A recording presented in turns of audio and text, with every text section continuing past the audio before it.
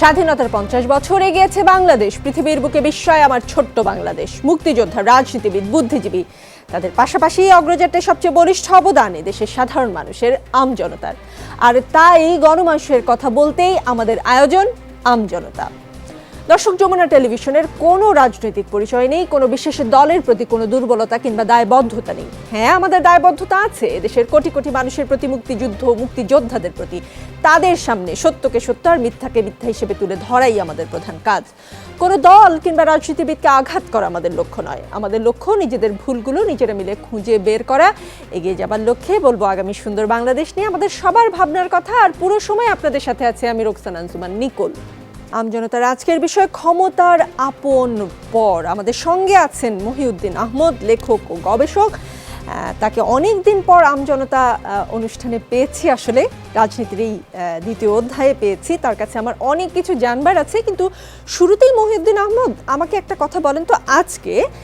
আজকে এই অনুষ্ঠানটি হয়েছে সচিবালয়ে কর্মকর্তা ও কর্মচারী ঐক্য পরিষদের উদ্যোগে, জাতীয় শোক দিবসের আলোচনা। সেখানে মন্ত্রীদের পাশাপাশি সচিবরাও বক্তব্য রাখেন। সেইখানে সড়ক পরিবহন ও সেতুমন্ত্রী বলেছেন, আজ ভয় হয় যখন দেখি সচিবালয়ের চারিদিকে বিলবোর্ড, পোস্টারে আকাশ ঢেকে যায়, কারণ 15ই আগস্টের আগেও দলে ফুল ও মিছিল নিয়ে এসেছে অনেকে। এই কথা শুনে মনেই হচ্ছে যারা সুসময়ের সাথী হতে চাচ্ছে, অতি আপনজন সাজতে চাচ্ছে, আওয়ামী লীগ তাদের বিষয়ে সজাগ। কিন্তু আসলেই কি সজাগ? কেননা যেসব ঘটনা সম্প্রতি ঘটছে তা দেখে কিন্তু মনে হয় না আসলে এই বড় রাজনৈতিক দলটি সজাগ।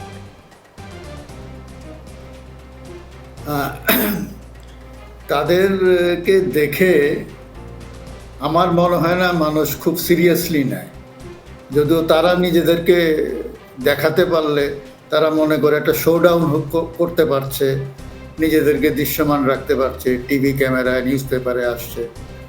সাধারণ মানুষ কিন্তু তাদেরকে একেবারেই সিরিয়াসলি নেয় না, কারণ মানুষ এদের চেহারা দেখেছে 15ই আগস্টে, এতে শতকরা 1% তো রাস্তায় আমরা পাই না।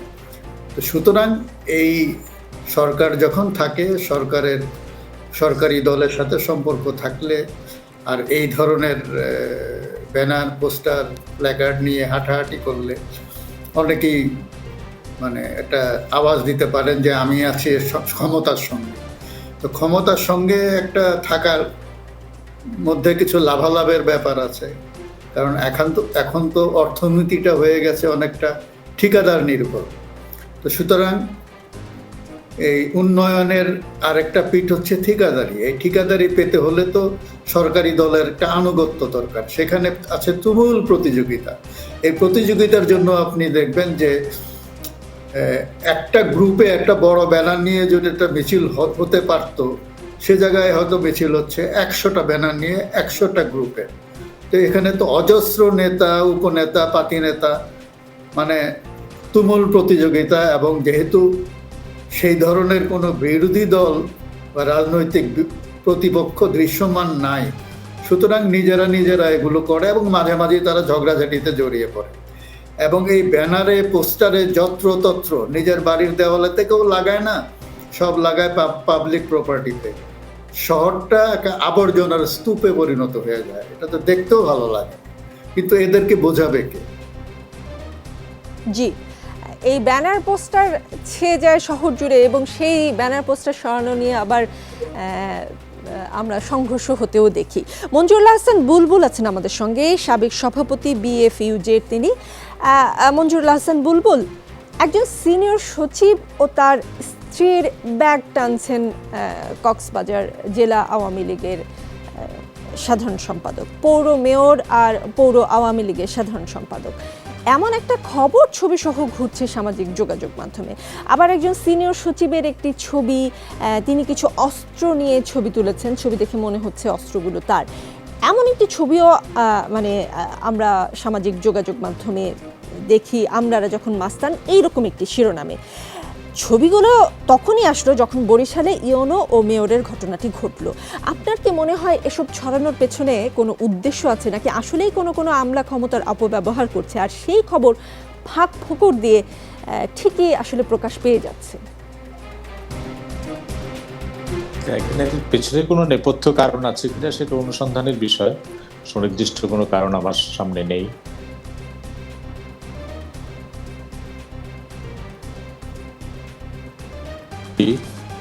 এবং আপনাদের মতো বয়স যখন ছিল তখন থেকে ছড়া লিখতাম, আরো অনেক আগে, এই আমলে না, আরো অনেক আগের আমলে যখন আমলাদের এরকম দুর্দণ্ড প্রতাপ নানা জায়গায়, তখন একটা ছড়া লিখেছিলাম।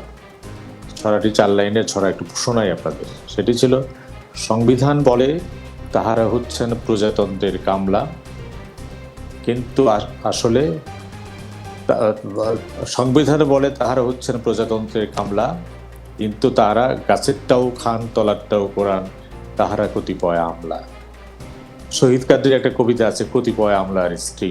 কাজেই আমলাদের দরকার আছে রাষ্ট্র পরিচালনার জন্যে, কিন্তু কতিপয় আমলার আচরণ দেখে যে সাধারণ ধারণা আমাদের মধ্যে আসে যে তারা কখনো কখনো নিজেদেরকে রাজনীতিকদের চাইতে বড় মনে করেন। ইতিমধ্যে রাজনীতিকদের নিশ্চয়ই দোষ আছে, তারা যেহেতু এই আমলাদের উপর নির্ভর করে নিজেদের নেতৃত্ব রাখতে চান।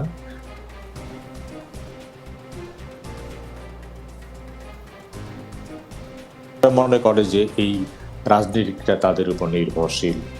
আজকে কক্সবাজারে যে সিনিয়র আমলার ব্যাগ টানছেন ছাত্র যুব নেতারা, তারা ভুলে গেছেন যে এই আওয়ামী লীগের নেতা ছিলেন সৈয়দ নজরুল ইসলাম। সৈয়দ নজরুল ইসলাম সম্পর্কে বলা হয় তিনি ময়মনসিংহের লোক ছিলেন, একটা কলেজের অধ্যাপক ছিলেন। ঢাকা থেকে আওয়ামী লীগের সাধারণ সম্পাদক শেখ মুজিবুর রহমান চিঠি পাঠিয়েছেন তাকে ঢাকায় সবাই যোগ দিতে হবে, রাত্রে 3টা ট্রেন, সেই ট্রেন তিনি আসবেন।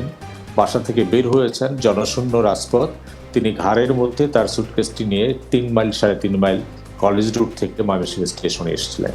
এটা ছিল সেই সময়ের রাজনীতি, তার নিজের ব্যাগ তিনি নিজে টেনেছেন। আজকের এই যুব তরুণরা দেখেছে যে ওই অঞ্চলের যাবতীয় উন্নয়ন কার্যক্রমের তদারকি করেন আমলারা। এই আজকের যুবক তরুণরা দেখেছেন যারা এমপি হয়েছেন, নির্বাচিত জনপ্রতিনিধি হয়েছেন, তাদের নির্বাচন করার পেছনে নেপথ্য নায়কে আমলারা। কাজেই তারা নেতাদের বাক্স পেটটা কেন টানবেন? তারা তো এই সচিবদেরই বাক্স পেটটা টানবে।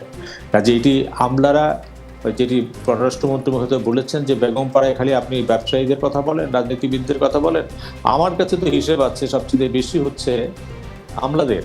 এবং আমি নিকোল, আপনি একজন ভালো সাংবাদিক, আপনার টেলিভিশনকে একটা অ্যাসাইনমেন্ট দেন যে গত 5 বছরে যে সচিব মহোদয়রা অবসরে গিয়েছেন তাদের কতজন বাংলাদেশে আছে। অন্তত আমার আঙুল গণে হিসেব যাদেরকে আমি চিনি তাদের কেউ নেই, কারণ তাদের রিটায়ারমেন্টের 5 বছর আগে স্ত্রীকে পাঠান, তারপরে মানে বাচ্চাদেরকে পাঠান, এবং রিটায়ারমেন্টের পরে তিনি বলেন যে আপনি যাওয়া আসার মধ্যে থাকবো, কিন্তু যাওয়া আসা করতে করতে সব যখন হিসেব হয়ে যায় তখন তিনি আসছেন না। তো কাজেই আমাদের রাজনীতি আমাদের আমলাদেরকে এমন একটি জায়গায় বসিয়েছে যেখানে আমলারাই এখন মনে করে যে তারা প্রজাতন্ত্রের কামলা না, তারা প্রজাতন্ত্রের, সংবিধানে যাই বলুক যে তারা প্রজাতন্ত্রের কর্মকর্তা, যেটা তারা মনে করেন না। তারা মনে করেন বরং যে যারা এখন রাজনীতি করেন, মন্ত্রী হন, নেতৃত্বে আসেন, এটা আমলাদের দয়াতেই আসে, সেই জন্যই তারা এই সাহসটি পান। এবং তরুণ যারা, তারা তাই তো দেখবে, যে দেবতাকে যে ভোগ দিলে খুশি হয়, কাজে সেই তারা দেখেছে দেবতা তো নেতা না, দেবতা হচ্ছে আমলারা। কাজে আমলাদের ব্যাগ টানবে, তাদেরকে ভোগ দেবে, সেরকম একটা পরিবেশ তো আমরা সৃষ্টি করেছি। আপনি বরিশালের কথা বললেন, আপনি কক্সবাজারের কথা বললেন, আরও ময়মনসিংহ এক ডিসি সাহেব ছিলেন, তিনি রাজকীয় পোশাক পরে ছবি তুলছেন। এটি তাদের ভেতরকার যে চেহারাটি, সেই চেহারাটি প্রকাশ করে। আর যেটা আমাদের রাজনীতির যে দুর্দশার নানা চিত্র আছে, তার মধ্যে এটি একটি চিত্র যে আমাদের রাজনীতি কতটা আমলা নির্ভর হয়ে পড়েছে, এবং এই আমলাদের দ্বারাই রাজনৈতিক নেতারা এক এক মন্ত্রীর সঙ্গে আলাদা আলাদা আলাপ করবেন, তারা কতটা অসহায়। মিটিংয়ে যাই বলুন না কেন, আপনি যখন চেম্বারে আলাদা করে কথা বলবেন, তারা কতটা অসহায় যে তাদের কথা কেউ শোনে না। সংসদ সদস্যরা সংসদেই বলেছেন এসব বিষয় নিয়ে, আসলে সংসদেই আলোচনা হয়েছে। মঞ্জুরুল আহসান বুলবুল, আর আপনি যেটা বললেন যে এটা নিশ্চয়ই অনুসন্ধানের বিষয়, যে গত 5 বছরে যারা অবসরে গিয়েছেন তাদের মধ্যে কতজন আমলা আসলে দেশে আছে, সেটা নিশ্চয়ই যমুনা টেলিভিশন অনুসন্ধান করবে। আইডিয়াটা দারুণ। কিন্তু আমি মহিউদ্দিন আহমদের কাছে যেতে চাই এবং তার কাছে জানতে চাই, ওনার বাসায় হামলা হলো, লোকে আহত হলো, বাস লঞ্চ বন্ধ হলো, 3 দিন আবর্জনায় থাকলো বরিশালবাসী। তারপর এটাকে অনেকে ভুল বুঝাবুঝি বললো এবং দুপক্ষের সমঝোতা হলো একটি বৈঠকে। কিন্তু এই সমঝোতা কি এভাবে হতে পারে? মানে আজ যদি সাধারণ লোকে ইউনোর বাসায় হামলা করতো, ঢিল ছুটতো বা মারামারি হতো, তাহলে কি এইভাবে এরকম ভুল বুঝাবুঝি বলতে পারতাম, আমরা এইভাবে সমাধান করতে পারতাম? এই ধরনের ঘটনা কিন্তু বেশ কয়েকদিন মানে বেশ কিছুদিন যাবতই ঘটছে বিভিন্ন জায়গায়। তবে এই বরিশালের ঘটনাটি একটু বেশি আলোচিত হয়েছে, যতটা না ঘটনার জন্য তার চাইতে বেশি হচ্ছে ওই একটি বিবৃতির জন্য, জি, বিবৃতির ভাষা নিয়ে। নাইলে হয়তো এতটা আলোচনা হয়তো হতো না, কারণ এরকম স্থানীয় রাজনীতিবিদের সাথে ওখানে কর্মরত সরকারি কর্মকর্তাদের দ্বন্দ্ব, ঝগড়াঝাটি, তারপরে চড়থাপ্পড় মারামারি বিভিন্ন লেভেলে, এটা আমরা অনেক দিন যাবতই দেখছি। এবং কিন্তু যেহেতু এখানে যিনি মেয়র তিনি একটি প্রভাবশালী পরিবারের সদস্য, এবং আমি বলবো যে বেশ বিশেষ করে তার দাদা আব্দুর রব শ্রেণিয়াবাদ একজন মানে সিজনড রাজনীতিবিদ ছিলেন, সর্বজন শ্রদ্ধেয় ছিলেন। সেই হিসাবে একটা আলোচনা আছে যে অমুকের নাতি, তার নিজের ইয়েতে কতটুকু আমি বলতে পারবো না। দ্বিতীয়ত, যে ঘটনাটি নিয়ে ইয়ে হয়েছে এটা তো পরস্পর বিরোধী ভাষ্য আমরা পাচ্ছি। তো আমি জানি না আসলে, যে যুক্তিটা পেলাম যে পরিচ্ছন্নতা কর্মীরা এগুলো সরাতে গেছে, তো পরিচ্ছন্নতা কর্মের কাজ কি ছাত্রলীগ যুবলীগের ছেলেরা নিয়েছে, এটা তো আমি জানতাম না, এবং রাত্রে। তো আমি মনে করি যে বেশ কিছু বেসামাল আচরণ হয়েছে, এবং তারপরে যে বিবৃতিটা দিলেন এই যে এরা মানে এদের যে সমিতি কর্মকর্তাদের, সেটা দেওয়ার পরে বেশ কিছু পরে এটা নিয়ে গুঞ্জন শুরু হলো। এবং আমার মনে আছে যে একজন সরকারি সাবেক কর্মকর্তা আবু আলমকে আমি শুনলাম কঠোর সমালোচনা করলেন তিনি এই বিবৃতির ভাষা নিয়ে। তো এটা আছে।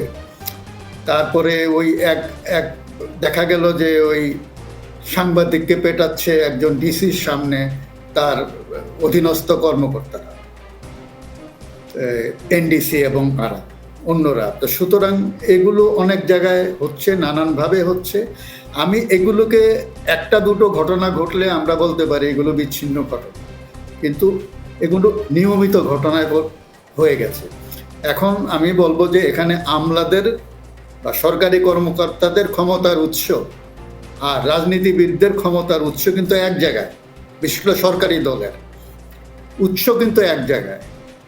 তো এইটা ওই জায়গা থেকে যদি নিয়ন্ত্রিত না হয় তাহলে এটা খুবই ডিফিকাল্ট হবে এটা নিয়ন্ত্রণ করা। কারণ এই জিনিসটা আর একটা সবচেয়ে বড় কথা, এটাও বুলবুল বলেছেন চমৎকারভাবেই, যে রাজনীতিটা তো ঠিক নেই আমাদের। ওই যে কথাটা বললেন যে কর্মকর্তারা যদি মনে করে যে তারাই এদেরকে মানে মন্ত্রী এমপি বানিয়েছেন, তাহলে তো তাদের মধ্যে এক ধরনের ওই কি বলে মনোবৃত্তি সৃষ্টি হবে, এবং যারা ওই জনপ্রতিনিধি হিসাবে দাবি করছেন তাদের মধ্যেও কিছু ওই দাবির মধ্যে অনেকটা দুর্বলতা থেকে যায়। তো সুতরাং এই জিনিসটা হয়ে আসছে। আর একটা বড় কথা হচ্ছে যে রাজনীতিবিদদের মধ্যে সত্যিকারের রাজনীতিবিদ কয়জন আছে? আমরা তো যে নোয়াখালীতে যে দুই ভাইয়ের কাণ্ডটা দেখছি, এটা তো কোনো রাজনৈতিক কাণ্ড মনে হয়, জাস্ট ক্লাউন মনে হয় আমাদের। এরকম অনেক জায়গায় আছে, মানে ছাত্রলীগ ভার্সাস ছাত্রলীগ মারামারি হচ্ছে, যুবলীগ ভার্সাস যুবলীগ মারামারি হচ্ছে, এই ঘটনাগুলোই কিন্তু বেশি। কিন্তু সরকারি কর্মকর্তাদের সাথে রাজনীতিবিদদের যে দ্বন্দ্বটা, এটা কিন্তু চিরন্তন দ্বন্দ্ব, এটা অনেক আগে থেকেই হয়ে আসছে। কিন্তু এটা মাত্রা ছাড়িয়ে যায় কখন? একটা রাজনৈতিক সরকার যদি ক্ষমতায় থাকে, রাজনৈতিক সরকারের দায়িত্ব হচ্ছে রুলস অফ বিজনেস ঠিক মতন ফলো করছে কিনা সবাই, এবং রাজনৈতিক আচরণবিধি রাজনীতিবিদরা ঠিকভাবে পালন করছে কিনা সেটাও রাজনৈতিক দলের পক্ষ থেকে মনিটর করা দরকার। আমার মনে হয় ঘাটতি সব দিকেই আছে। আপনি যেমনটা বলছেন মাত্রা ছাড়িয়ে গেছে কিনা, সেটা আসলে মাপবেই বা কে, এটা বুঝবই বা কী করে? মঞ্জুরুল হাসান বুলবুল, যখন এরকম কথা হচ্ছে যে মাঠ প্রশাসন আর ক্ষমতাসীন রাজনৈতিক দল একেবারে মুখোমুখি দাঁড়িয়ে যাচ্ছে, ঠিক ওই সময়টা মানে যখন এসব নিয়ে বেশ আলোচনা হচ্ছে, ওই সময় আমরা যখন দেখেছি যে মোটরসাইকেলের স্ত্রীকে পিঠে বেঁধে হাসপাতালের খোঁজে ঘুরে বেড়াচ্ছেন স্বামী, ছেলের জন্য নিজের আইসিইউ ছেড়ে দিয়েছেন মা, ছেলে বাঁচুক, সেই মা অনেকটা স্বেচ্ছায় মৃত্যুর দিকে চলে গেছেন আর কি। আবার আমরা এও দেখলাম সচিব মহোদয়ের মাকে রোস্টার করে দেখভাল করছেন তারই বিভাগের 24 কর্মকর্তা কর্মচারী। তারা যে দায়িত্ব পালন করেছেন তা অবশ্যই রাষ্ট্রীয় কাজ নয়, সেটা ব্যক্তিগত কাজ তো নিশ্চয়ই। যদিও প্রাণী সম্পদ মন্ত্রণালয়ের মাননীয় মন্ত্রী বলেছেন সহানুভূতি ও আবেগের জায়গা থেকে সহকর্মীরা দেখতে গেছেন। তার কথায় মনে হয়েছে যে সচিবের ব্যাপারটাকে তিনি অনেকটা সামলানোর চেষ্টা করছেন। আসলে কি রোস্টার করে যে সহানুভূতি জানানো হয় সেটাকে আমজনতা নিছকই সহানুভূতি মনে করবে? মানে এসবে আসলে কি বার্তা যায়? শোনেন, মানে আমি নিজে একটি ছোট্ট কুয়ার মধ্যে বসবাস করে যদি মনে করি যে এটি পৃথিবী, কেউ আমাকে দেখছে না, তাহলে তার সেটা হবে না। যে খবরটির কথা আপনি বললেন সেই খবরটি পত্রিকা ছাপা হয়েছে, সেই সচিব মহোদয়ের মায়ের সুস্থতা নিশ্চয়ই আমরা কামনা করি, যে কোনো মায়ের সুস্থতা নিশ্চয়ই আমরা কামনা করি এবং তিনি সুস্থ হয়ে কামনা করি।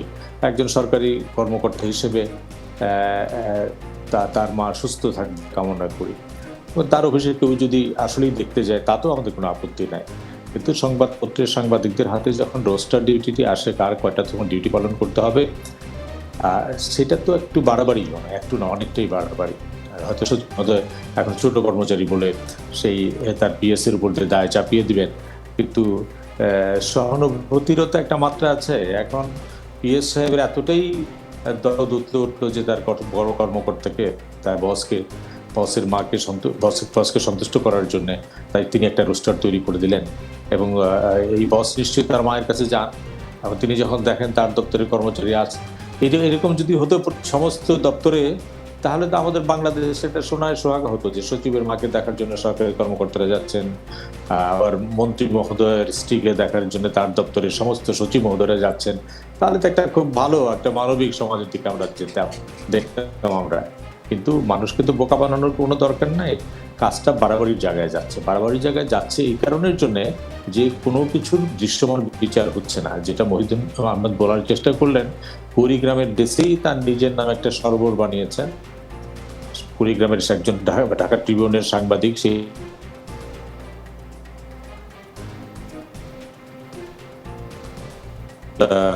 ম্যাজিস্ট্রেটকে দিয়ে রাতে কোর্ট বসানো হয়েছে এবং আরেকজন ম্যাজিস্ট্রেট গিয়ে অ্যাসিলেন্টকে দিয়ে কোর্ট বসানো হয়েছে এবং আরেকজন ম্যাজিস্ট্রেট গিয়ে তার বাড়ি থেকে ডেকে এনে যত ধরনের নির্যাতন করে সেটি হয়েছে। আমরা দেখলাম 6 মাস পরে সেই ডিসি সাহেবকে বলা হলো 2 বছর বেতন বাড়বে না, আরেকজনের 2 বছর বেতন রহিত করা হলো, আর সবচেয়ে ছোট কর্মচারী যেটি কর্মকর্তা যিনি তাকে চাকরিচ্যুত করার চেষ্টা করা হলো। তাহলে বার্তাটি গেল যে ডিসি সাহেবের কারণে এই ঘটনাগুলি ঘটলো, তার কিন্তু কোনো দৃশ্যমান বিচার হলো না। তাহলে প্রশাসনের একটু উঁচু পর্যায়ে যারা আছেন তারা মনে করেন যে তাদের টিকিটই ধরার মতো কেউ নাই। আমরা গত 25-30 বছর ধরে রাজনীতি সাংবাদিকতা করি, এই সচিবালয়ে এমন মন্ত্রী দেখেছি যে তার সামনে নোট লেখার পরে এমন সচিব দাঁড়িয়েছিলেন, সেই সচিবকে ধমক দেওয়ার একটা সামর্থ্য সেই মন্ত্রীর ছিল। আমার মনে আছে, আমি খালি একটি উদাহরণ দিই। একজন মন্ত্রী, তিনি একটি পত্রিকার সম্পাদকও বটে, তিনি যোগাযোগ মন্ত্রী ছিলেন। আমরা তার কক্ষে গিয়েছিলাম অন্য কারণের জন্য। একজন সচিব একটি নোট লিখে এনেছেন, সেই সচিবের নোটের মধ্যে লেখা ছিল যে এই কাজটি করা যাবে না, বিধি অনুযায়ী করা যাবে না, তবে মন্ত্রী মহোদয় বিশেষ বিবেচনায় মাননীয় প্রধানমন্ত্রীর সঙ্গে আলোচনা করে এটা করতে পারেন। সেই সচিবকে তিনি যে ভাষায় ধমক দিয়েছিলেন সেই ভাষা আমি বলতে পারবো না। তো এই সচিব চলে যাওয়ার পরে তিনি আমাদের বলেছিলেন যে এটি হচ্ছে আমাদের দুষ্টামি। আমি রাজনৈতিক বিবেচনায় কোনটা করতে পারবো বা না পারবো, মাননীয় প্রধানমন্ত্রী রাজনৈতিক বিবেচনায় কোনটা করতে পারবেন বা না পারবেন, এইটার নোট দেওয়ার সামর্থ্য বা শক্তি তো সেই সচিবের নাই। সে এখানে লিখে রাখলো এটা একটা রেজিস্টার করার জন্য যে এটি বিশেষ ক্ষমতা বলে পড়ছে। ওবায়দুল কাদের সাহেব অনেক কথা বলেন, অনেক কথা নিয়ে অনেক সমালোচনা করেন। তিনি একটা চমৎকার কথা বলেছিলেন এক সময় যে আমাদের জাতীয় নেতৃত্ব তৈরির সমস্ত প্রতিষ্ঠান আমরা বন্ধ করে ফেলেছি, যার ফলে কি দলে কি ডাকসু ছাত্র সংগঠনগুলি বন্ধ। এই জাতীয় নেতৃত্ব তৈরি না হওয়ার কারণে সেই প্রান্তিক নেতৃত্ব এখন জাতীয় নেতৃত্বের আসনে অংশগ্রহণ করেছে। প্রান্তিকের যে স্বচ্ছ নেতৃত্ব নাই তা না, কিন্তু একজন প্রান্তিক নেতৃত্ব যখন জাতীয় নেতৃত্বে বসেন তখন তার কিছু অসুবিধা হয়। গত 30 বছরে যদি ডাকসু নির্বাচন হতো তাহলে অন্তত 60 জন ডাকসুর বিপিজিএস আমরা পেতাম, সেখান থেকে অন্তত 20 জনও যদি জাতীয় নেতা হয়ে উঠতে পারতেন তারা কিন্তু আমাদের জাতীয় নেতৃত্বে কন্ট্রিবিউশন হতো। আমাদের বিভিন্ন দলগুলোর তৃণমূল থেকে নেতা বাছাইয়ের যে পদ্ধতি আছে সেটিও যদি বাছাই হতো তাহলেও তৃণমূল থেকে এত ছাত্র সংগঠনের নেতৃবৃন্দ তাদেরকে আমরা দেখি না। আমরা দেখি যেটা জনাব ওয়াহিদুর রহমান বলার চেষ্টা করলেন যে নির্বাচন আসলে পরে সেখান থেকে আমলা অবসর করতে সেনা কর্মকর্তা। আপনি দেখেন বরিশালে যে মন্ত্রীর ঘটনা নিয়ে তোলপাড় তিনি কিন্তু দৃশ্যপটে নাই, কিন্তু ইউনূস সাহেব কিন্তু তাকে সন্তুষ্ট করার জন্যই এই ঘটনাটি ঘটিয়েছেন। সেই মন্ত্রী কোথায়? সেখানে যতই আপনি বলেন সাদিক আব্দুল্লাহ তার অবস্থা, তার পরিবারের কথা যদি আপনি জিজ্ঞেস করেন, 75-এর সবচেয়ে বড় কন্ট্রিবিউশন বঙ্গবন্ধুর পরিবারের পরে যে 2টি পরিবারের মধ্যে আছে তার মধ্যে এইটি একটি পরিবার। আব্দুর রফসান নিয়ামত নিজে মারা গেছেন, আব্দুল হাসনাত আব্দুল্লাহ সন্তান মারা গেছেন। তো এবং সাদিক আব্দুল্লাহ জনপ্রতিনিধি যে কোনোভাবেই হোক, তার সঙ্গে যে দ্বন্দ্বে লিপ্ত হলেন যে মন্ত্রী, সেই মন্ত্রী কিন্তু দৃশ্যপটে নাই। আমি জানি না, চট করে জিজ্ঞেস করলে সেই মন্ত্রীর নামও আপনারা বলতে পারবেন কিনা। বরিশাল ঘটনা না ঘটলে পরে এই পানি প্রতিমন্ত্রী নামে যে একটা প্রতিমন্ত্রী আছে, বরিশালের ঘটনা না ঘটলে অনেকে জানতো না। ওখানে উপমন্ত্রী আছে ছাত্রলীগ নেতা, তাকে সবাই চিনে, কিন্তু প্রতিমন্ত্রী নামক একজন তো এখানে আছেন, এই বরিশালের না ঘটলে পরে হতো না। এই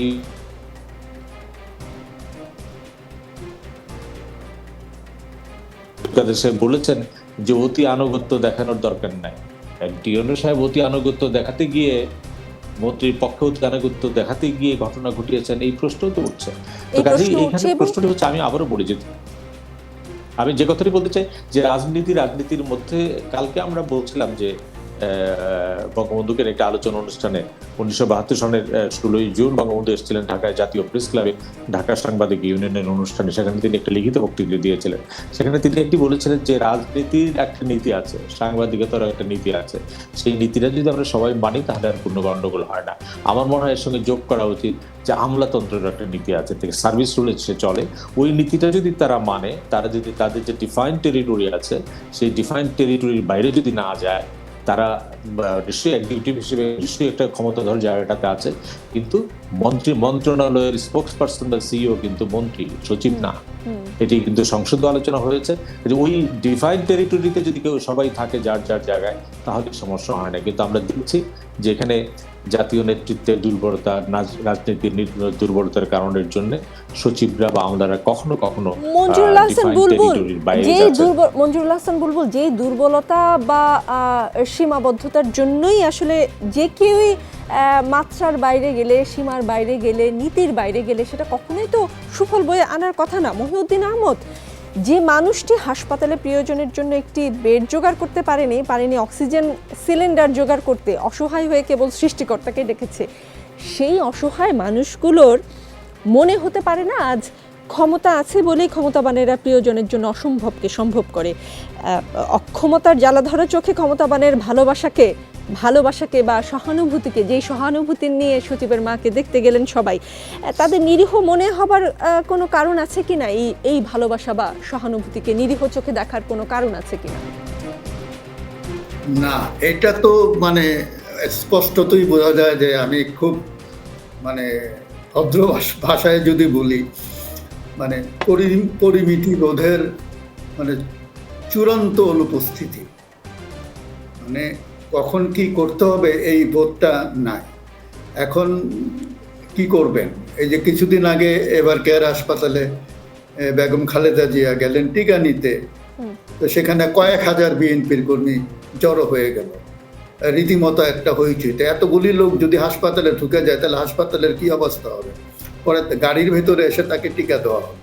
তো সুতরাং সব জায়গায় এই জিনিসটা আছে। এবং এই যে নেতা তুমি এগিয়ে চলো, আমরা আছি তোমার সাথে, এই যে একটা কালচার আমাদের দেশে এগিয়ে গেছে। একজন নেতা যখন হাঁটেন তার আগে বেছে কতগুলো লোক হাঁটে, দেখেন কতগুলো চামচা মুসাইব হাঁটে, সবাই কিন্তু কিছু না কিছু পাওয়ার আশাতে।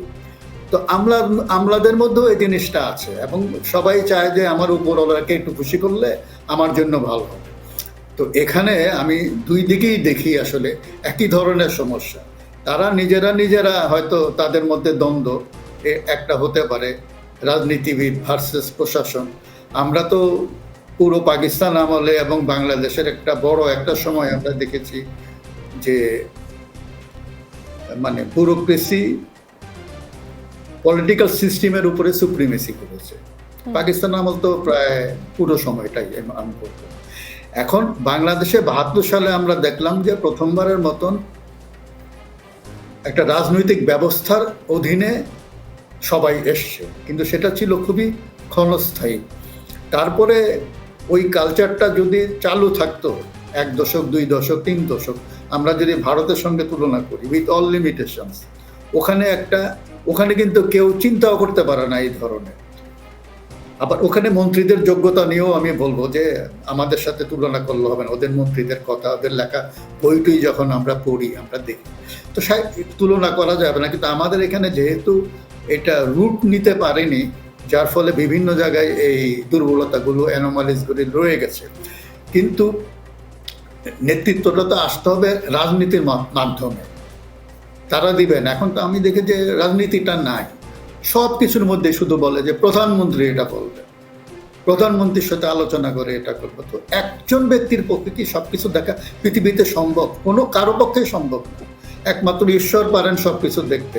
যদি আমরা এই যে বরিশালের ঘটনা সেটা মিটমাট করতেও একসময় বলা হলো আমরা প্রধানমন্ত্রীর হস্তক্ষেপ চাই এখানে। কারণ দুটো পক্ষই আমরা পছন্দ করি বা না করি, দুটো পক্ষেরই তো স্টেক আছে এখানে এবং যথেষ্ট শক্তিশালী। এবং তো কেহ নাহি মানে কি কারে ছাড়ে, এই ধরনের একটা কথা আছে না? তো একটা অবস্থানে চলে গিয়েছিল। কিন্তু যেহেতু এটা খুব মানে দুইজনের মধ্যে পক্ষ যদি, তাহলে মেয়রের পদটা অনেক বড় আর এই কর্মকর্তা অনেক ছোট, তো সুতরাং এইটাও একটা ব্যাপার ছিল। আর তার এই বিষয়টি তার যে উপরস্থ যারা আছেন, জেলা প্রশাসক বা কমিশনার, তাদের জন্য সম্ভবত খুব বিব্রতকর হয়েছে। তো যাই হোক, এটা আপৎকালীন একটা মীমাংসা হয়েছে, কিন্তু আমি মনে করি যে এটা রেশটা থেকে যাবে এবং বারে বারে এটা প্রকাশ ঘটবে, আগেও ঘটেছে। কারণ এই দ্বন্দ্বটা হচ্ছে যে এটা আছে কিন্তু সমাজের বিভিন্ন অংশের মধ্যে, সমাজটাকে কারা নিয়ন্ত্রণ করবে, জনগণের সম্পদ বা যেটাকে আমরা রাষ্ট্রীয় সম্পদ বলি, সেটার উপরে কার খবরদারি থাকবে, এ নিয়ে কিন্তু সমাজের বিভিন্ন অংশের মধ্যে একটা দ্বন্দ্ব আছে। আমরা কখনো দেখি সিভিল ব্যুরোক্রেসির সাথে মিলিটারি ব্যুরোক্রেসির দ্বন্দ্ব হয়, তখন অনেকে বলে যে মিলিটারির দরকার কি, মিলিটারিরা বলে এরা তো সব ইনএফিশিয়েন্ট, কাজ করতে জানে না, এলে তাদের মধ্যে। আবার রাজনীতিবিদদের মধ্যে যখন দ্বন্দ্ব লাগে, আমরা কিন্তু একই ধরনের কথাবার্তা শুনি। আমাদের এগুলো শুনতে হবে কেন? স্বাধীনতার 50 বছর পরে তো এটা আমাদের কাম্য ছিল না। তো সুতরাং আমরা মনে হয় যে সর্বস্তরেই আমাদের দুর্বলতা আছে, ব্যর্থতা আছে। ব্যর্থতার পেছনে কারণ খুঁজতে গেলে আমরা হয়তো অনেক যুক্তি উপস্থাপন করতে পারবো, তারপর আমাদের স্বীকার করতে হবে যে আমাদের এই দুর্বলতাগুলো 50 বছর পরে কমেনি, বরঞ্চ বেড়ে গেছে। তো এই অবস্থার থেকে আমরা কিভাবে পরিত্রাণ পাবো, এই আমি মনে করি যে ব্লেম আমি যদি দিতে যাই, ব্লেম গেমে যাই, যে কাদের দায় বেশি, কাদের দায় কম, আমি মনে করি সব পক্ষেরই কম বেশি দায় আছে, স্খলন আছে, সব জায়গাতেই স্খলন আছে বিভিন্ন জায়গায়। আমি তো মনে করি যে দেশে দুর্নীতি একটা বড় সমস্যা। আমলা, রাজনীতিবিদ, ঠিকাদারের অ্যালায়েন্স না হলে কোনোদিন দুর্নীতি হতে পারে, এটা আমি বিশ্বাস করি না। তো সুতরাং সেই জিনিসটাও আছে। আবার যেখানে আতারটা ওয়ার্ক করে সেখানে কিন্তু এই ধরনের কনফ্লিক্ট হয় না। তো সুতরাং আমাদেরকে অনেক কিছু কেস বাই কেস হয়তো বিবেচনা করতে হবে। তো জেনারেল প্যাটার্ন হিসেবে যে জিনিসটা আসছে সেটা হচ্ছে আমাদের দেশে এই যেটাকে আমরা বলি যে গভর্নেন্স, এটা আসলে এখনো পরিশীলিত হয় না, তার থেকে অনেক দূরে। এখন এটা এখন রাষ্ট্রবিজ্ঞানের বই পড়ে এটা পরিশীলন করা যাবে না। এই উদ্যোগটাও রাজনীতিবিদদের মধ্যে থেকে আসতে হবে এবং তাদের প্র্যাকটিসের মধ্য থেকে, তাদেরকে দেখেই তো অন্যরা শিখবে। আমি একজন রাজনীতিবিদ দেখে বলতে পারবো কেন যে মিয়া তুমি তো এটা কর। তো সুতরাং মানে উনি যেন জোর গলায় বলতে পারেন যে নো, আমি এটা হতে দেব না। তো তার সেই ব্যক্তিত্ব, তার সেই ব্যাকগ্রাউন্ড, এটা যদি থাকে তাহলে তিনি অবশ্যই সমর্থন পাবেন। নিশ্চয়ই। তার মানে এই যে 50 বছরে যে দুর্বলতার কথা আপনি বলছেন, যেটা আসলে অনেক কমে যাওয়ার কথা ছিল, আপনি মনে করছেন আরও বেড়েছে। এই সব দুর্বলতা কাটাতে রাজনীতিবিদদেরই এগিয়ে আসতে হবে। আমাদের সঙ্গে যোগ দিয়েছেন advocate Kazi Firoz Rashid MP, co chairman জাতীয় পার্টির সদস্য বেসামরিক বিমান পরিবহন ও পর্যটন মন্ত্রণালয় সম্পর্কিত সংসদীয় স্থায়ী কমিটি। তার সঙ্গেও আলাপ হবে। বিরোধী পক্ষের অনেকে যেমন বলেন যে বর্তমান সরকার আমলাতন্ত্র নির্ভর সরকার, তেমনটা বলা কতখানি যৌক্তিক? কেননা সরকার তো সবাইকে নিয়ে, মানে এখন রাজনীতিবিদরা কোনো ক্ষেত্রে যদি দুর্বলতার পরিচয় দেয়, সেই দায়ে সরকারের গায়ে লাগানো কি ঠিক হবে কিনা, ঠিক কিনা? না, কেউ বলে না যে আমরা তো নির্ভর সরকার, সেইটা কেউই বলে না। তবে যেটা বলা হয় যে এখন আমরা তাদের উপর যে দায়িত্ব তার বেশি তারা দেখাচ্ছে, তাদের অতিরিক্ত তারা। তাহলে আপনারা যে বলেছিলেন আপনারা তৃতীয় লাইনে সেটা কেন বলেছিলেন? না, সেটা তো ওইখানে বলছি যে সংসদে বলেছি যে আমাদের এমপি সাহেবরা যখন বসেন ডিসি সাহেবের রুমে, ডিসি সাহেব প্রিজাইড করেন, তখন এমপি সাহেবের দূরে বসেন, উনি বলেন কি যে আমি মাননীয় প্রধানমন্ত্রীর সাথে কথা বলতে চাই।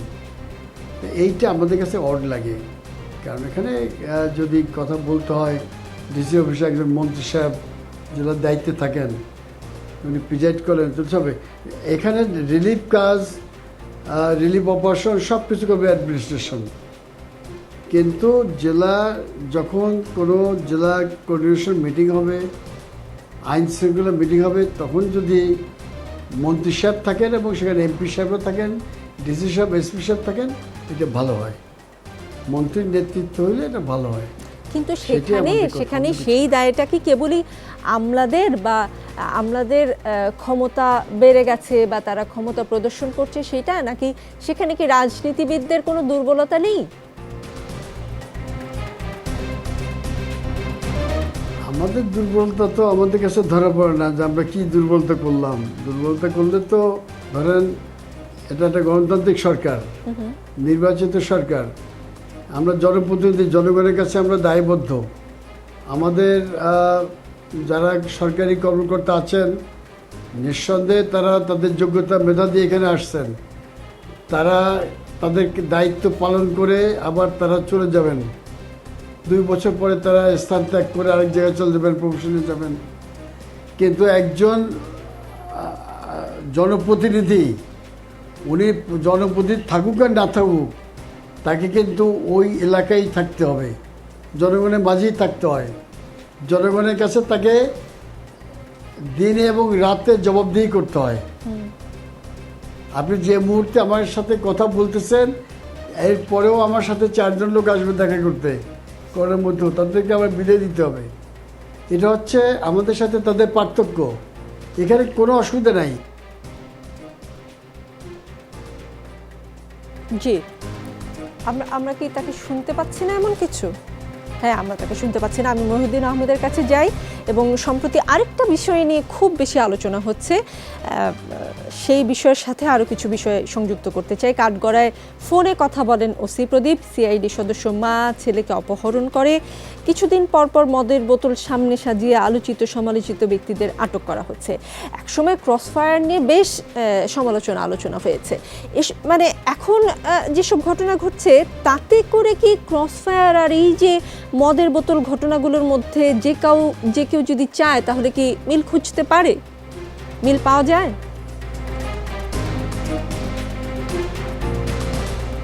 না, এইটা আসলে এই বিষয়গুলো নিয়ে আসলে আমি কথা বলতে চাই না। মানে এখানে মদের বোতল নিয়ে আমাদের সমাজে এক ধরনের পিউরিটান মনস্তত্ত্ব বিরাজ করে, আর এটা দিয়ে তারপরও এখানে জিনিসটা হলো যে মানুষের কাছে পুলিশের যে বয়ান বা র্যাবের যে বয়ান, এটা অনেক ক্ষেত্রেই বিশ্বাসযোগ্য হয় না। এই যে ক্রসফায়ারের যে চিত্রনাট্য বা সংলাপ লেখা হয়েছিল কয়েক দশক আগে এটার কোনো হেরফের আমরা দেখি না।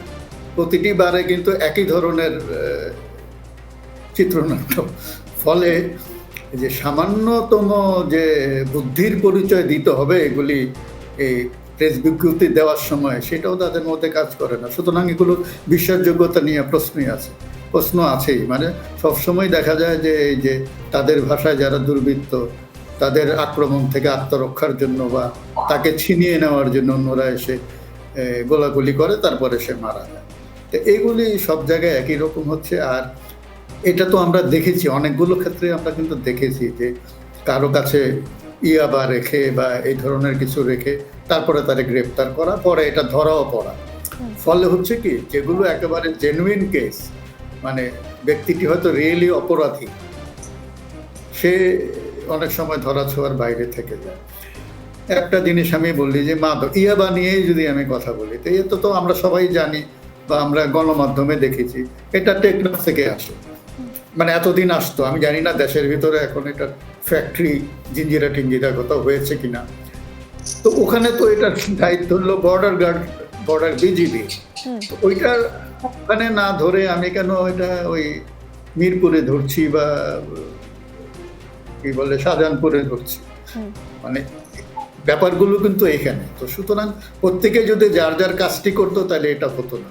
জি, এটা নিশ্চয়ই যার যার কাজ করতে এবং বিশ্বাসযোগ্য হতো বিষয়গুলো, তাহলেও হয়তো নিশ্চয়ই হতো না। অবিশ্বাসের জন্ম দিচ্ছেন মঞ্জুরুল হাসান বুলবুল। রাতের রানী আখ্যা দিয়ে নিরাপত্তা বাহিনী একই ধরনের অভিযান, একই ধরনের অবৈধ জিনিসপত্র উদ্ধার, একই ধরনের অভিযোগ, একই ধরনের বক্তব্য, জনমনে নানান প্রতিক্রিয়া। মানে এমনও আমি সামাজিক যোগাযোগ মাধ্যমে দেখেছি যে মদের বোতলগুলো প্রত্যেকটা বাসায় একই হতে পারে। মানে এই নিয়ে অবিশ্বাসের কারণ হতেই পারে, কেননা রাতের রাজা কারা সেই বিষয়ে কিন্তু কেউ কোনো অনুসন্ধান দেখেনি। জামিনযোগ্য অপরাধে জামিন মেলেনি। এই অবিশ্বাসের পরিণতি কি হতে পারে? আপনি শুধু রাতের রানীর কথা বলছেন, 111-এর পরে তো দেশের রাজাদেরও গ্রেপ্তার করা হয়েছে। ব্যারিস্টার মওদুদ আহমেদ বলেন, আনোয়ার হোসেন মঞ্জু সাহেবের বললেন, তাদের মতো লোকজনদের বাসার থেকেও মদের বোতলের জন্যই তাদেরকে গ্রেপ্তার করা হয়েছে।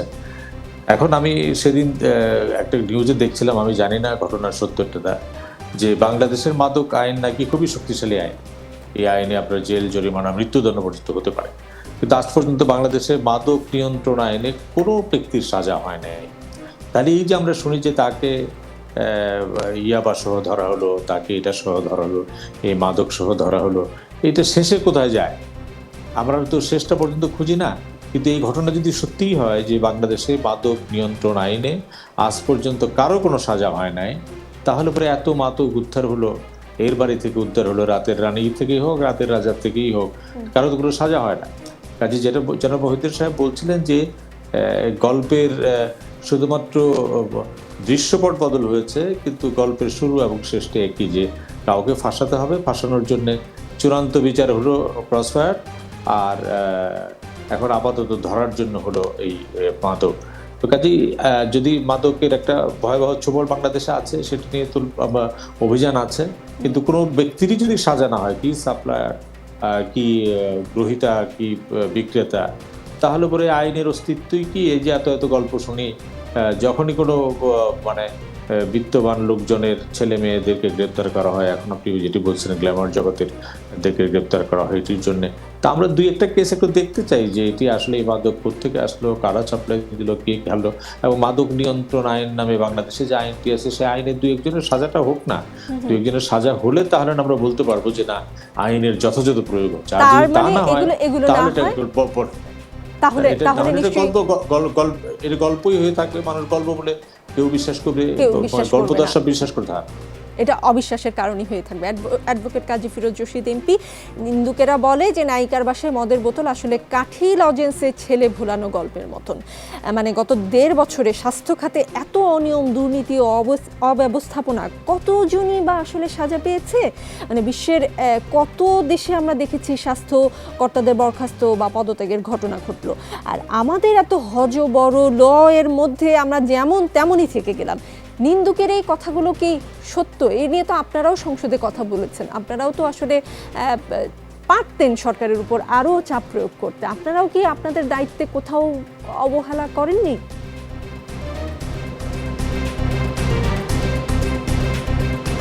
দায়িত্ব তো সবার আছে। আমাদের দায়িত্বের যতটুকু হয়তো আমরা তাই পালন করতে পারিনি, এটাও যেমন ঠিক, আবার এটাও ঠিক যে কোনটা থেকে কোনটা ধরবো। স্বাস্থ্য মন্ত্রণালয়ের একজন পিয়নের, একজন ড্রাইভার মালিকের যদি 100 কোটি টাকা পাওয়া যায়, তাহলে তার উপরে অফিসারদের কত পাওয়া যাবে, ডিজি হিসাবে কত পাওয়া যাবে। তবে তারা করে কি আসতে ওখান থেকে বদলি হয়ে চলে যায়। তাদের সবচেয়ে বড় সাজা হচ্ছে তাকে আমরা বদলি করে দিছি, বদলি করলেই সাজা শেষ। এই হলো তাদের সবচেয়ে বড় শাস্তি, বদলি, আর কোনো শাস্তি নাই। সবচেয়ে বড় হয় কি রাজনীতিবিদদের, তাদের কপাল দুঃখ হয়। তাদের সম্বন্ধ এদিক ওদিক পাইলেই ট্রায়াল হয়ে যায়। আপনাদের এই যে টেলিভিশন আছে, প্রথম দুদুকে স্কুলে দেয়, অমুক দিন অমুক রাজনীতিবিদকে ডাকছে তার সহায় সম্পত্তি বিবরণ দিতে, 7 দিনে যে চলে। তারপর রাজনীতিবিদ যেদিন যাবে সেদিন 10টা টেলিভিশন রেখে দেয় ওরা, পিয়ারোরা, দুদু গভীর সামনে। কারণ জানেন স্যার আপনি কেন যাইতেছেন, কি জিজ্ঞেস করবে, কি অবস্থা, বাইরে আসছিলই 1 ঘন্টা পরে বাইরে অমনি আপনার ধরেন তার ট্রায়াল কিন্তু হয়ে গেল। 7 দিন জানলো যে সবচেয়ে বড় চোরটা ধরা পড়ছে এখানে, দুদু অফিসে 1.5 ঘন্টা থাকিয়ে গেছে। এন্ড অফ দি ডে বিচারে কি হচ্ছে কেউ খবর রাখে না, ট্রায়াল হয়ে গেল। এখন পরিমণির বাসায় মদ পেয়েছে, তারপরে অন্য কিছু তো নাম জানি না, অনেক মাদক, এইগুলো আমাদের সময় ছিল না। আমরা ইয়াবা, মদ, গাঁজা, ফেন্সিডিল জানি, এর বাইরে যা যা আছে এগুলো পাইছে যা। তবে এইটা তারা যেভাবে আমাদের আপনাদের টেলিভিশনের মাধ্যমে আমরা দেখছি, এটা ভয়ঙ্কর ব্যাপার। এইটা একা পরিমণি করতে পারে না। পরিমণির পিছনে যে সমস্ত রাজধানীদের পিছনে যে মহারাজরা আছে, এই মহারাজদের নাম তো বলছে। 4 বার একটা মেয়েকে যদি রিমান্ডে নিয়ে যাওয়া হয়, এতে একদিনই সে বলবে, কিন্তু তারপর বারবার নিছে কেন? রাজা, মহারাজা, উজির, নাজির কারা ছিল সব বের করছে, কিন্তু সেইটা আমাদের সামনে আসে না কেন? শুধু পরিমণি কেন আসবে? আমরা জানতে চাই যে এই সমস্ত মহারাজা কারা, যারা পরিমণিকে প্রত্যেক সপ্তাহে দুবাই নেছে, ব্যাংকক নিয়ে গেছে, ভারতে নেছে, মুম্বাই নেছে, দেশের বাইরে নেছে, এবং তার সঙ্গে যত রকম এই সমস্ত মাদক আছে। এবং কিছু এখন তো শোনা যায় যে এর সাথে যারা ছিল পিএসএ কি নাম, তারা অস্ত্রের ব্যবসা করেছে। তা আমরা সিআইডি তো তদন্ত করতেছে, অনেক বড় তদন্ত রিপোর্ট হবে, আর 1.5 মাস লাগবে। কিন্তু আমরা চাই যে আপনাদের মাধ্যমে জনগণের সামনে প্রকাশ পাক। একটা ম্যাচিউর ছেলে মেয়ে বন্ধুত্ব হওয়া কোনো খারাপ কিছু না, তাদের যা নিজ ইচ্ছা হয়েছে যেখানে তার যেতে পারে। পেছনের ঘটনা, সেটা এখানে আপনারা আইনি যেমন কোথাও চান, বাধা নাই।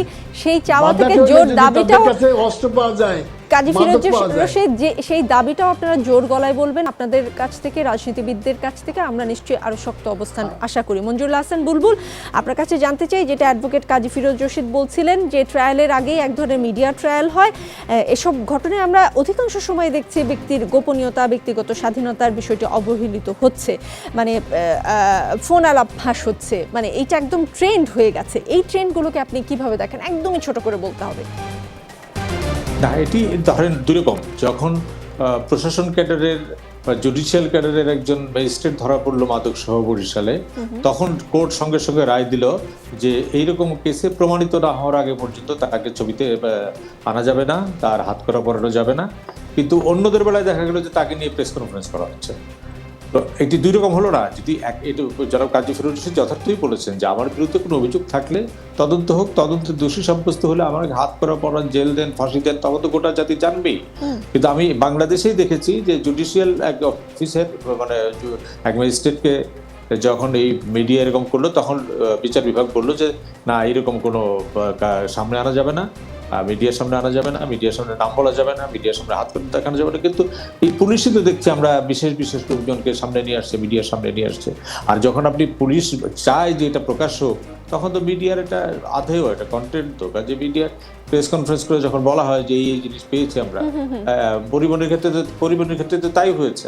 তো কাজেই এটি তো একটা, মানে যদি আপনার একটা নির্ধারিত নিয়মের শৃঙ্খলার মধ্যে আমরা থাকি, যেটা জনাব ফিরোজ রশিদ বললেন যে মিডিয়া ট্রায়াল হওয়ার আগে আসল ট্রায়াল হোক, আর আসল ট্রায়ালে যদি দোষী হয় তখন মিডিয়াকে আপনি কন্টেন্ট দেন, তখন মিডিয়ার সামনে আনেন। কিন্তু আপনি যদি কাউকে নিজেরই সামনে নিয়ে আসেন তখন তো আসলে আমাদের সেটা প্রচার করতেই হয়। মঞ্জুরুল হাসান বুলবুল, প্রচার করলে জি মহিউদ্দিন আহমদ, জি মহিউদ্দিন আহমদ, খুব ছোট করে, যদিও প্রশ্নটাই অনেক বড়। করোনা বাস্তবতায়ও কিন্তু নানা ঘটনা প্রবাহে ঘুরপাক খাচ্ছে বাংলাদেশের রাজনীতি। কখনো কথিত মডেল রাজনীতিকদের বিরুদ্ধে অভিযান আলোচনায় আসছে, কখনো দলীয় অন্তর্কন্দল বা আলোচনায় আমলাদের সাথে রাজনৈতিক নেতাদের বিরোধাত্মক অবস্থানের কারণে উত্তপ্ত হচ্ছে রাজনৈতিক অঙ্গন। কিন্তু দীর্ঘ সময় ধরে যে দ্বিদলীয় বৃত্তে ঘুরপাক খাচ্ছিল বাংলাদেশের রাজনীতি, সেখানে কি মৌলিক কোনো পরিবর্তন এসেছে কিনা? মানে অন্তত গণতান্ত্রিক রাজনীতিতে যে প্রভাবশালী বিরোধী দলের কথা বলা হয়, সেটা কি এখন আছে?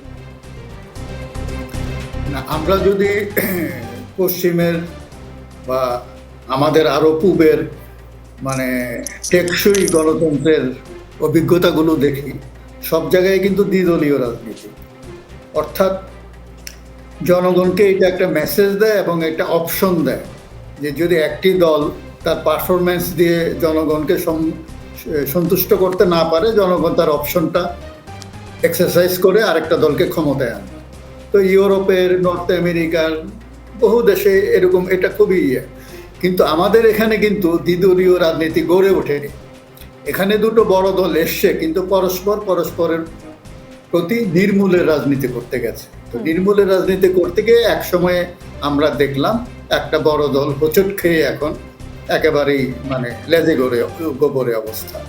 দ্বিদলীয় রাজনীতির মূল শর্তটাই হচ্ছে যে পরস্পরের প্রতি সম্মান এবং সহাবস্থানের সংস্কৃতিটাকে লালন করা। সেটা আমাদের এখানে হয়নি, এবং এটা হয়নি বলেই একদলীয় রাজনীতি তো কখনোই ভালো হয় না এবং এটা কখনোই কাম্য না। তার মানে আপনি রাজনীতিতে এক ধরনের মৌলিক পরিবর্তন দেখতে পাচ্ছেন? পরিবর্তন হয়েছে বেশ খানিকটা, মানে একটা পরিবর্তনটা হয়েছে নেতিবাচক পরিবর্তন হয়েছে। আমরা কখনোই নেতিবাচক পরিবর্তন চাই না, পরিবর্তন চাই ইতিবাচক। সবাইকে অনেক ধন্যবাদ আমজনতার সঙ্গে এতক্ষণ থাকবার জন্য। আমজনতার সঙ্গে থাকুন, আমজনতার শক্তি বড় শক্তি।